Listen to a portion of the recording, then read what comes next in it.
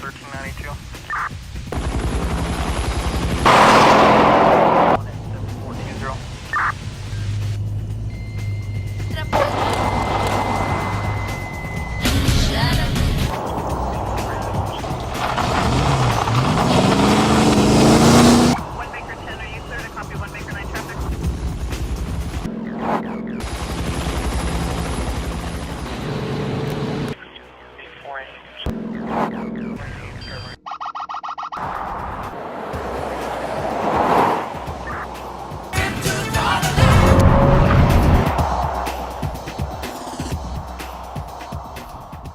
Hey, what's going on, guys?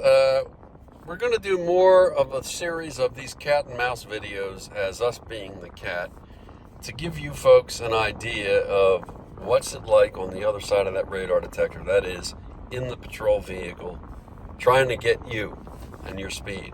So what we've done is went out and did a lot of different types of setups on traps that, as a driver, we all see. In this video series, you're going to see targeting from the rear, from a front antenna, from a stationary mode. So we're going to be targeting vehicles from a hidden position on an on-ramp that you really can't see our patrol car as you're approaching. And you're going to see how that works. If you like the video, please subscribe. We really appreciate that. We'll have more of this unique content out there. I don't think you're going to find it anywhere else on the internet. You can join us on Facebook. You can find us on Facebook, Radar Busters Online. Twitter as well, Radar Busters. And we'd love to engage with you if you have any questions or if you'd like to see any additional tests. We'd be happy to do them. We're already fielding some questions. One was on Facebook for how laser works through the windshield. Does it really affect the range? So we have one of those results as well, a series of videos. So you'll be able to see for yourself. Okay, we're going to constant on mode now. We're just going to let it run. You'll see when the speed comes up. 66 right there with that trailer. With the red truck right there. With the red car right there. With the U-Haul, you can see.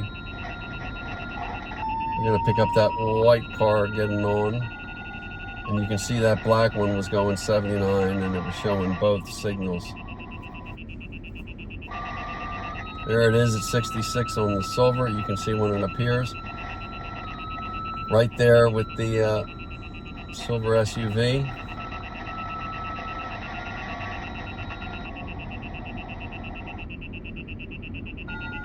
There you go. There you go with the white.